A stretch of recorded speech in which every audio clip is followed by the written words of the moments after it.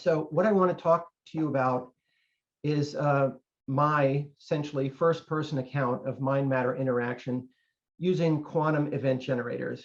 Now, I'm using the term quantum event generator because I'd like to see if we can move toward using that term rather than random event generator or random number generator, because I think the critical thing here is that we are dealing with quantum events, the attempt of the mind to affect quantum events. And that, I think, will become important in the future as we do consciousness research and relate it to physics and begin to understand how this process works. I'm just pressing my down arrow, and it's not moving. All right, well, I pressed the mouse and it moved. So most of you are familiar with random number generators or quantum event generators, but I'm just going to do a very basic overview. You have a computer with the device attached to it. It produces a random string of ones and zeros that are produced by quantum uncertainties. So they're what we call perfect coin tosses with a perfect 50-50 distribution of the ones and zeros. The question is, can the mind influence the outcome? And if so, how and under what model? So, oops, I have definitely got to figure out. All right, now it's working. Okay, so part of what I'm interested in doing is reframing these types of studies from anomalies research to the realm of introspective consciousness research, or simply consciousness research. I mean, the idea is that if we are going to understand the nature of physics and consciousness, I think the two of them have to be married together. And that's, I think, the direction that we're headed. So the resources of neuroscience and cognitive psychology and physics, if we can bring this work into those domains, there's much more money and many more tools and resources, I think, that we can use to help move this process forward. And also moving from a cross-sectional short-term design in these studies where you have many subjects working for short periods to produce data, to a single subject long-term design, such as I'll be talking about, which is where an individual trains on these devices and it begins to experience it from the inside rather than just looked at from the outside. And a shift from a mechanical information-based model, I think mechanical and information are similarly configured, to a meaning-based model where it's again the experience from the inside. And finally, a shift from a third-person experimenter in the same regard of the external viewpoint to a first-person experimenter, where the experimenter is experiencing along with the subject what is going on in the actual sessions. And the only way that can happen is if they're the same person. So the subject participant is also the investigator and theory builder who is watching from a kind of meta level to see what the subject is experiencing. So as I, as subject, am trying to affect the random event generator or the quantum event generator, I'm also got a researcher's eye behind that's watching this and trying to understand the nature of the repetition of certain experiences to begin to create a taxonomy or a classification system for what this experience entails. It's an exploration of inner space to correlate states of mind with the QEG output. Just a brief background here on the PEAR Research, the Princeton Engineering Anomalies Research Laboratory. This chart is a good way to show the nature of the random walk charts that are used in this work. So here's the data for when subjects were attempting to produce more ones than zeros. Here's the data for when they were trying to produce more zeros than ones. And here's the data for when they were trying to keep to the baseline, the center line here. This parabola of dotted lines is the p is less than 0.05 significance level. Anything above or below is considered significant. Anything in the middle is non-significant. So this is a very striking chart because it shows that the subjects trying to go high, trying to get a deviation in the high direction, were able to, and in the low direction. And even though the baseline here or midsection drifted up, it's still a very compelling chart because it shows that people were in fact able to, when you combine all the subjects over time, were able to get this result. So in my case, I was looking at, as Hartmut said, I spent literally 10,000 hours at this device. And here is a very simple stylized feedback that I used when I was looking at the device. Here is a random walk chart where there was we call them hits when you get the right thing, and a miss when you get what you don't want. So a hit, and then a miss, hit, miss, a bunch of hits, a miss. And since the last trial was a miss, this square shows up on the screen as red, and the z-score of 1.22 tells what the cumulative ongoing z-score is at this moment. Now, if we move to the next trial was a hit, so it goes up, the screen shows a green square, and the z-score rises a bit, and it will change with each succeeding trial. Now, the actual screen that I used is this. This is a screenshot from the software that I use, which was developed by my own little company. And here you see the random walk chart quality at the bottom here. You can see at the very end here, there was an uptick, and that's why this screen shows green here. In fact, this square has a little 8 in the middle of it because it's saying that the last 8 trials in a row here were all hits. So if the next one were a miss, this would turn to be red, and it would have a 1 in there, meaning that it just started over with reds, with misses. The z-score is written over here. There's a speed indicator that allows me to vary the speed at which I'm firing these trials. I can set it on automatic so that it runs between 2 and 15 trials per second, very quick if I want. Or if I press the space bar, it fires an individual trial. Holding down the space bar will cause multiple trials to fire in sequence. So this is it. This was the game, as it were, almost video game that I played for so many years. So I did 4 formal studies of about 6 million trials total over an 11-year duration, over 11,000 hours of QEG time. Now, I kept a journal that I kept almost 2,200 pages of notes in.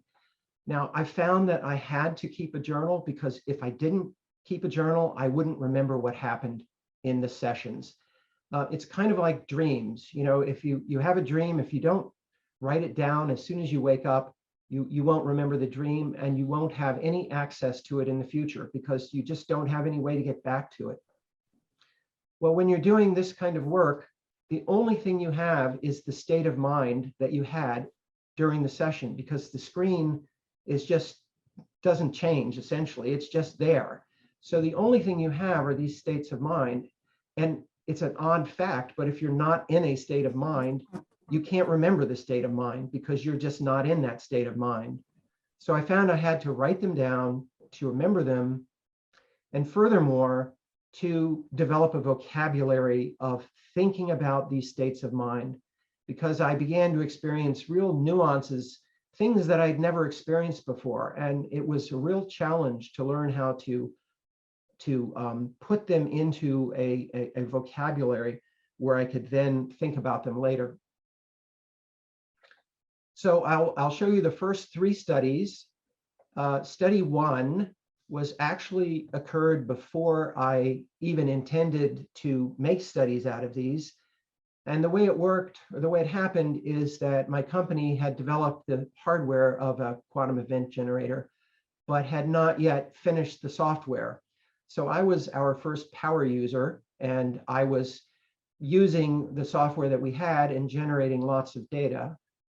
And at some point, the engineers took my data set to be used as test data, and they evaluated it and found that it was fairly highly significant. I had produced over 2.7 million trials. I had produced a z-score of 2.58, p is less than 0.05, or odds against chance of about 202 to 1. So they gave me some pats on the back and they said, hey, why don't you try to replicate that? So I said, okay, I'll do 1 million trials, which took me about 3 months to do. And in fact, I did replicate. I got odds of about 157 to 1, not quite as good as the first time. I overran slightly because the software could not tell when to stop data, since this was over multiple days and multiple sessions. Then in study 3, well, after the second study, they said, all right, Herb, why don't you try doing it again? So I said, all right, I'll do another 1 million trials. So I did another 1 million trials, and this time I got, over the course of 3 months, a 2.61 or 219 to 1 odds against chance. So my replications were quite successful. In fact, oddly so, in the sense that these numbers, these 3 numbers are so similar, it's kind of striking. But in any event, I also thought, well, you know, since this is all my formal data, I can combine these 3 studies into a meta-study or a single larger study. And when you do that, the odds against chance are 117,000 to 1, which was very exciting to me, the idea that I had produced a result that significant. And it suggested to me that, wow, if I were to do one more set of 1 million trials, maybe I could reach 1 million to 1 odds against chance. And that had enormous appeal to me, the idea of reaching 1 million to 1. But there was something else that was very interesting here, is that there were 2 potential framings for the last study. One is it would be yet another replication of the previous studies, and I would hope to get, say, roughly the same effect that I got before. But the other way to look at it was that it was a larger single hole, and I was trying to get this 1 million to 1 odds against chance. So those 2 are very different sort of ways of looking at the same potential data. So in trying to understand these 2 framings really became kind of the basis of my project, and study 4 really is the basis of the project, which took me 10 years to do. Now I found that in trying to think about getting 1 million to 1 odds created an enormous sense of anxiety and fear in me. I mean, I'm not a psychic person, or I don't identify as a psychic person. I'm, you know, kind of analytical engineering sort of background. So the idea that I would produce these results was just sort of way beyond what my normal expectation of myself. But the interesting thing is that if I were to think of it as a replication and I failed, then I would say I had a failed replication. And that would be no super big deal. Okay, I failed to replicate. But if I'm thinking of it as all one study, if I fail miserably in the final 4th study, then it's going to pull all my results back down. So what originally was my excitement over getting 100,000 to 1 odds against chance would evaporate, and I would be back where I started. So I couldn't fail. If I failed, it would be disastrous. And that's why I had to spend such an intense amount of mental scrutiny over the 4th study. All right, I'll cut to the chase here. And in the 4th study, I was successful over the course of those 10 years. I only needed a z-score of 2.0 to reach my goal. I reached 2.26, odds of 84 to 1 against chance, and the overall data set reached odds of 1.7 million to 1 against chance. And here is the random walk chart showing the 4 data sets put end to end, the end of study 1, study 2, study 3, and finally the end target just above the 1 million to 1 odds that I was trying to reach. For good order's sake, I'll just show some control data. I was not using the protocol where sometimes I'm trying to go high and sometimes I'm trying to go low. So it was important to just note that the quantum event generator was functioning normally when I was not paying attention to it. So that's what this data was. I ran between 1 million and 800,000 trials during each study. The overall control z-score was about 0.25, p is less than 0.4, so none of it was significant.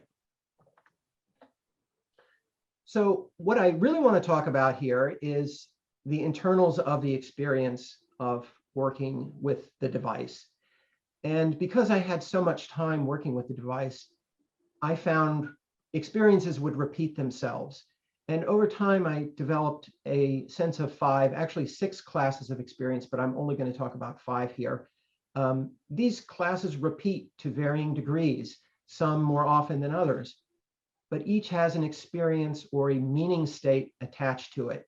Over time, I could identify these specific states of meaning I would get into as correlated with the REG or QEG output. But the key here is that the expectations that I would have based upon being in one of these classes of experience, the expectation would precede the output. It's not that I saw output on the screen and said, oh, I know that, I've seen that before. Of course, you'll see every kind of pattern in a random string if you look long enough. But it was the fact that I had experiences that then I would think, I know what's going to happen next with the output, and then it would happen. So there was the correlation ahead of time. And I found that these expectations that I would have were powerful internal drivers of what seemed to be the results of the QEG output afterwards. So I'm going to talk about some of these classes. And the first is what I call waves. And waves involve this sort of emotional ebbing and flowing. So I'll just take this one, for example. Here I'm drifting down, and I can feel inside that there's kind of a pressure to push down. These are largely subconscious processes. I'm not controlling it. I'm trying to go up, but I can feel what my body is doing, or my subconscious mind. And it almost feels like a whole body level is pressing down. But as I reach the lower bound of significance, I can feel that sense lightening. It's like, oh, okay, all right, it's gone down enough. And, you know, since it's supposed to be 50-50 overall, there's the subtle expectation that it's, in fact, going to turn around at some point. And, in fact, then gradually it starts to turn around. And then I feel lightening inside. And I go, okay, now it's going to go up. And it's going to continue going up. And it continues going up until it reaches a point where I think, well, that's kind of been played out as well. I think I'm now feeling like it's gone up as much as it wants to go up, and then it starts to go down again.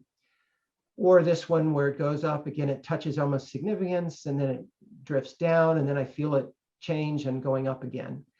So once again, the issue is that there are these feelings coming from kind of deep inside me, and they seem to be driving the results. Oh, an interesting story. On Saturday, I was working on the presentation, and I thought, okay, I'll just do the QEG for a minute and just sort of tune back in what I'm writing about. And I got this. This comes directly out of the analysis program of the device itself, but it's a really nice wave pattern as well. Okay, class 2 is what I call rubber bands. And this is probably the most recognizable experience that anybody ever has with these QEG devices. It's reported in the literature. Any research group who's worked with it reports their own version of it.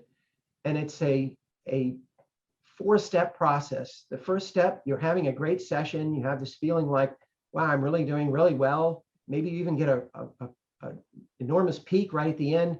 And then something changes inside you. You're here at the top, and you suddenly have this sense of tremendous anxiety and foreboding. There's the sense that failure is imminent, that somehow you've reached beyond the bounds of where you should be, and that, you know, nature is going to catch up with you, and it's going to pull these results back down. So in step 3, you're still attempting to get the results to go higher, but you have this just unbelievable feeling that you're gonna collapse. And sure enough, you feel yourself literally pulling the results back to zero in spite of yourself, and you can't figure out why you're pulling them back to zero, but you know you're doing it, and you just watch it kind of in horror as it's occurring. So I have hundreds of these sort of charts, and I continue to get these charts even to this day. I spoke to a group at Laurentian University in Canada, a graduate group that was working with these devices. I explained this, and they came up to me afterwards and they say, yes, we have this all the time, and we've never really understood a vocabulary for it until you described it. Okay, a third class is what I call stepping back. Now, the first two classes were really what I call passive, because I'm not really trying to make them happen. They're just kind of happening to me from deep within inside me. This stepping back process is more active, where you're using a strategy to try to get better results. So it starts with looking at the device and working with it and trying to do whatever you're trying to do, and then probably not doing very well. And so I stop and I step back, kind of stepping back outside myself, and look at my previous state of mind. So I'm trying to figure out where I was stuck. And this really is a form of cognitive behavioral therapy. It's a process of sort of stepping outside your brain and looking at the patterns that your brain is producing, and trying to then see whether you can change those brain patterns. So that's what I was trying to do here, is change the current brain pattern. And success seems to depend on the idea that you suddenly see something about your previous state of mind that you did not before. There's kind of an aha moment. You get it. And that aha moment releases something and allows you to do better. And so here's an example of a stepping back session. And here's my journal entry associated with this session. And I'm just going to read this because I think it tells the story better than I could otherwise. This was my second session today. The first session had drifted downward like the start of this one. I just could not find a good state. I became upset that after all this training time, I should have such a bad day.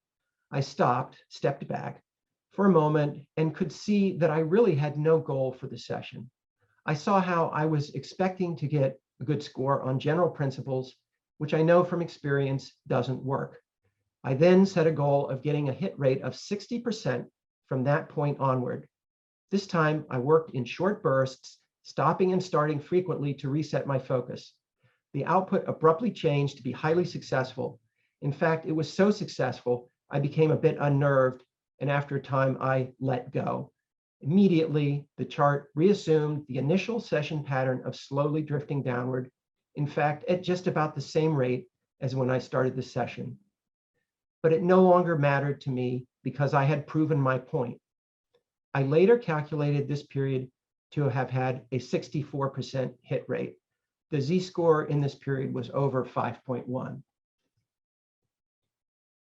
All right, so the fourth class is what I call perception in reverse. It's another active process, an attempt to do better with the REG from an active, conscious standpoint. Now, this is based on the concept of active perception, which is fairly recently in psychology become understood, that our perception is not just taking in information, but we model that information and we approach new situations by overlaying a model on reality of what we think should happen, and then looking to see how reality conforms or adjusts to our expectation. And then we update our model in, what's called a Bayesian brain sort of model. So I'm kind of exploiting this in a way that, of course, no one might expect it could be exploited, in the way that by overlaying something on reality, I actually cause reality to conform to that overlay.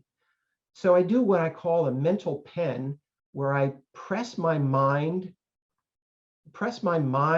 onto my brain to see green. It's like I'm forcing my brain into a green state, which forces my eyes to see green, which forces the screen to show green.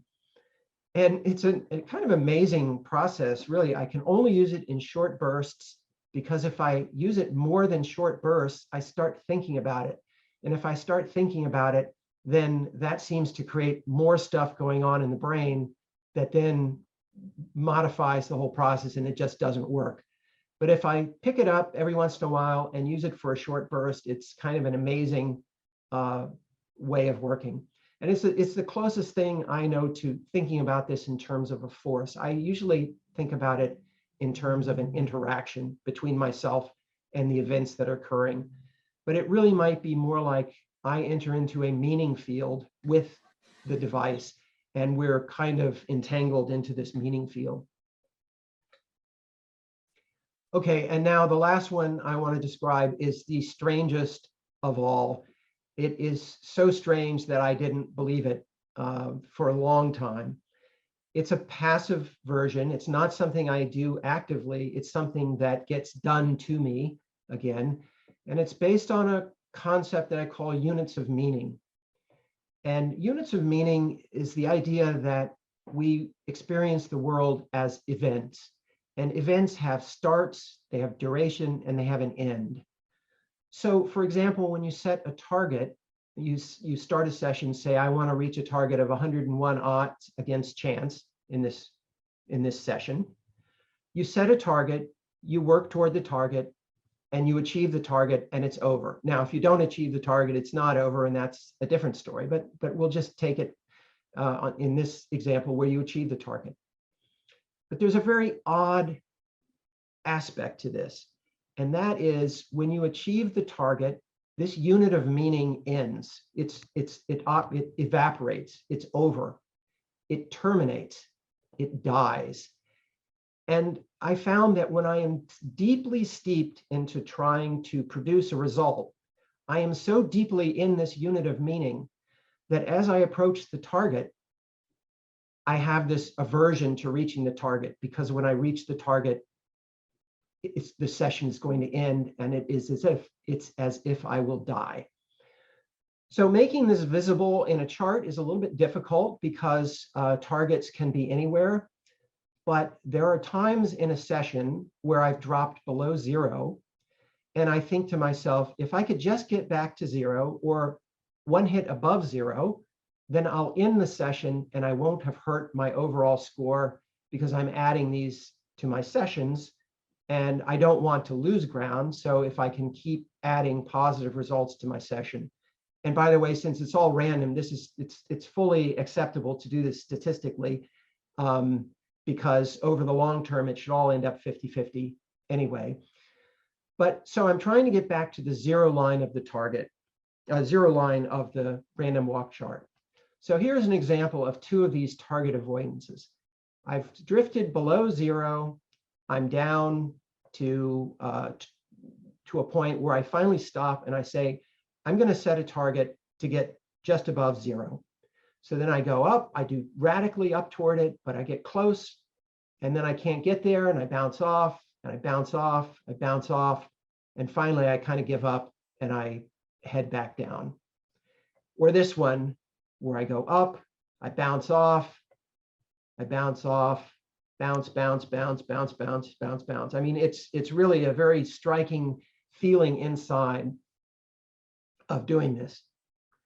Now, what's really important here, aside from the implications of this idea of a unit of meaning, and I think there've got to be some Nobel Prizes some people are going to win in figuring out how the mind is configured in this regard. But it really shows the power of the mind to produce its effect on individual hits, individual trials. So rather than something statistical where we're saying, well, I got 2/10 above chance, and so I clearly created an effect, but where that effect was, I don't know. Here it's very clear, right in this area, I will not let it go above zero. It's a very meaningful thing, and it seems to be that the power of that meaningfulness can affect the individual trials at that moment. And as I said, it kind of reaches existential proportions. All right, some basics learned from these experiences, the feeling is that it is an interaction that I'm involved in, not a force. I'm not doing something to the output as much as I'm entering into some kind of a relationship that could be this kind of entangled field of meaning. I'm creating a sense of purposefulness between myself and the device, and we're sharing something at that time. The second thing is that it's largely regulatory in nature. This effect is the internal management of personal significance. And so most of that work, or most of what I'm doing, is pulling myself back towards zero rather than moving away from zero, which is, of course, what we all want to see in the data. It's very powerful. It can affect individual events, and it's driven by the whole organism's needs and purposes. Success occurs in what can be made meaningful. And by doing this for so many hours, I create my own moments of meaningfulness in it by just the states of mind I get into. You know, there's a certain amount of boredom, but then there's a certain amount of just meandering in your own mind and going, aha, this is a meaningful moment. And then you see the device respond to that. And that became the kind of framework under which I operated. Okay, in the remaining time I have, and let me just look at what I do have. Yes, in the remaining time, I'd like to talk a little bit about modeling this phenomenon in the basis that I've been working with it, and it's a universe based on significance. Now, one might say, well, to a guy who's been working with the QEG for so long, it's kind of like a guy with a hammer who sees everything as a nail. So I see everything as significance. And so I may be overstating my case here, but I think it's worth exploring this to the ends and see where it ends up. So I think significance, purpose, and value drive mental activity. Occasionally it's toward greater significance, but mostly it's away from greater significance. The counterpart, I think, to physical friction in nature. Physical friction is a way in which events dampen out and ultimately end. If we didn't have friction, you know, when you hit the billiard ball, if the billiard ball didn't slow down and stop, it would be a very different universe that we live in. So I believe the mind creates a similar kind of framework where it uses significance to pull itself back in and create boundaries around itself, around events that it's participating in, around things that it's doing. And so the basic framework is I'm comfortable in my norms and safe from the significance outside that is swirling around me. And that is where the mind is most comfortable. So I think of the mind as using a web model of mind. Here's a spider web, which is a nice stylized version of sort of a web of information or a network of information. But what I like about this web is it shows how the web keeps its shape. The information or the meaning structures that you have inside your mind, the meanings of association are all structured and they keep their shape. I believe what I believe, and that's who I am. And if you try to poke on this fabric, it creates kind of a fabric of mind. If you try to poke on this fabric, it will deform, but it will largely spring back into shape. Now, if you pull on it a lot in one direction, it's sort of stretching the mind. You might use the expression, my mind got stretched by this idea, meaning that there are things that you'd never before considered, and it's causing a lot of the associations in your mind to get kind of distorted. So ultimately, you may be slightly changed, and when the stretching ends, your mind is slightly in a new reformed shape. Or in some cases, if it's too bad, you might say, if it continues, I'll just break. Or sometimes people do break from radical things occurring, a psychotic break, or they simply shut down and emotionally pull back and create a boundary around themselves so that they protect themselves. Now, To look at this in a more formal context, we can talk about conceptual spaces.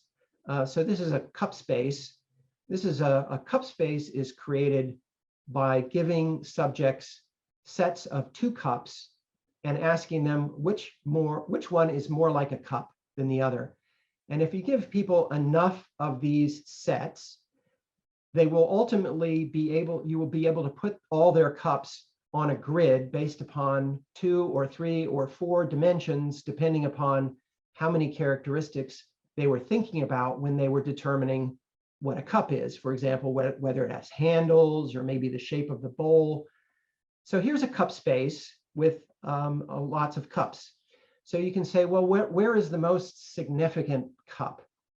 Well, you might think that the most significant cup is in the middle, because that's the most quintessential average cup. But in fact, in the middle is the area of norms.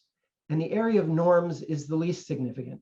That's the area where your mind says, okay, I don't have to think about things because that's the norm. It's when you encounter something outside the norm that it becomes significant. For example, look at this object and see where it fits in cup space.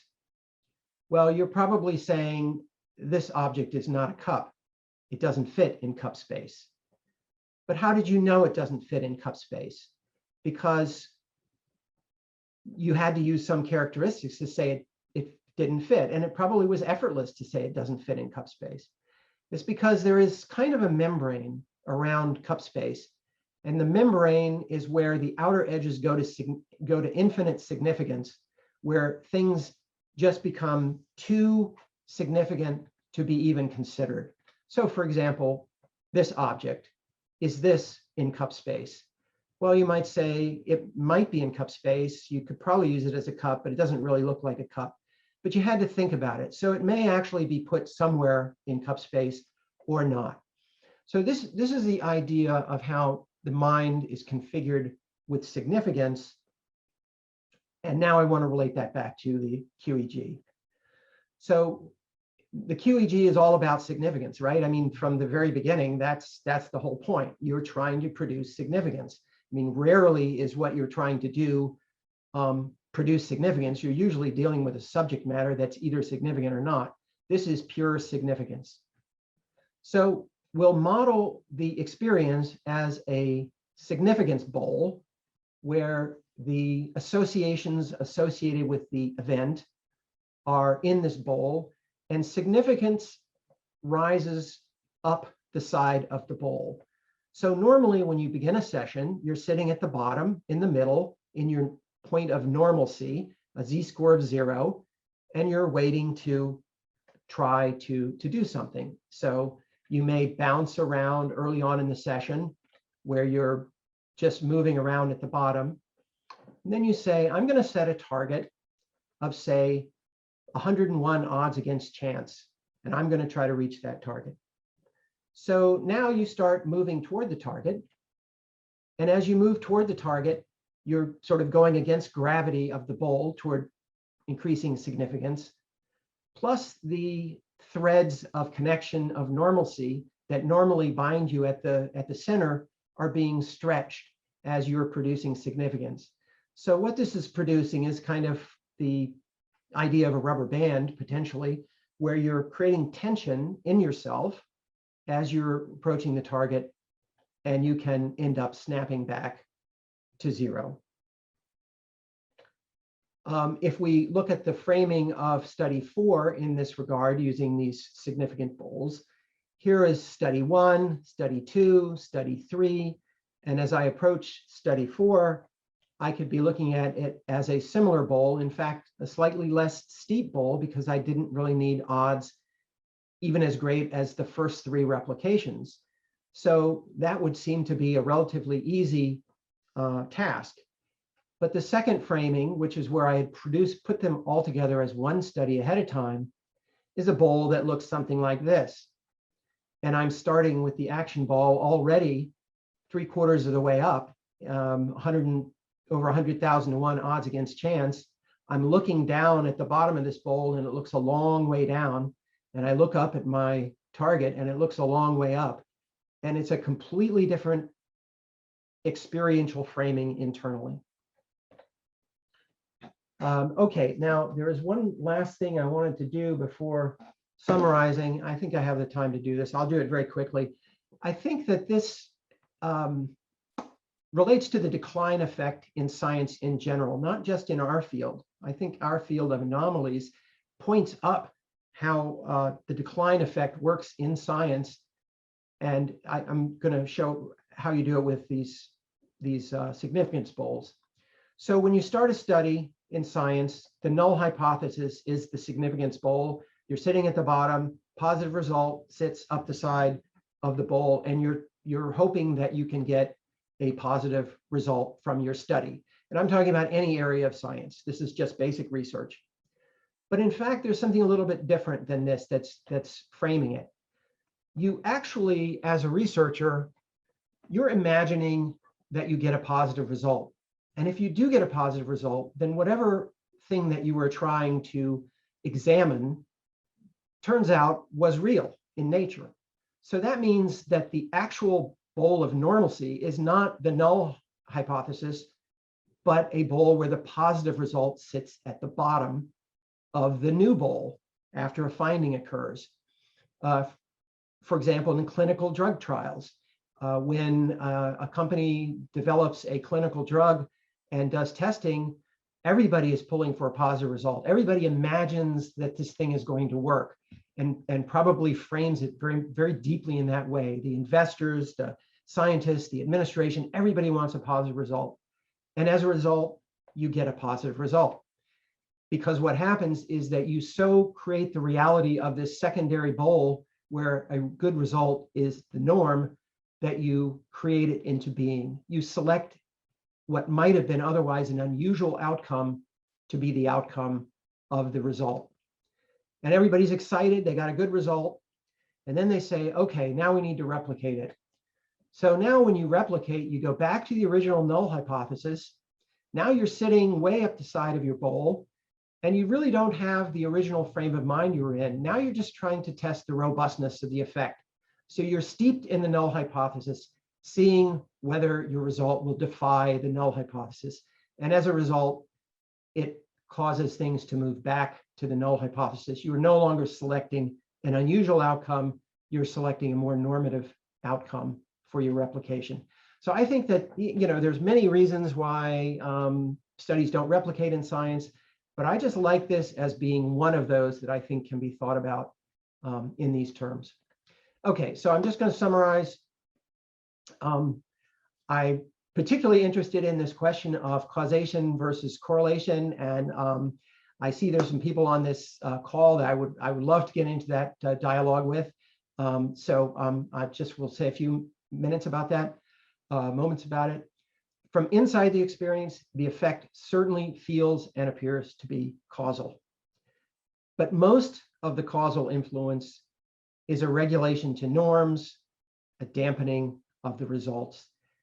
These are not controlled by the conscious mind, but one can feel the body pressing its will on the environment to pull things back to normalcy. Rubber band effect is a good case.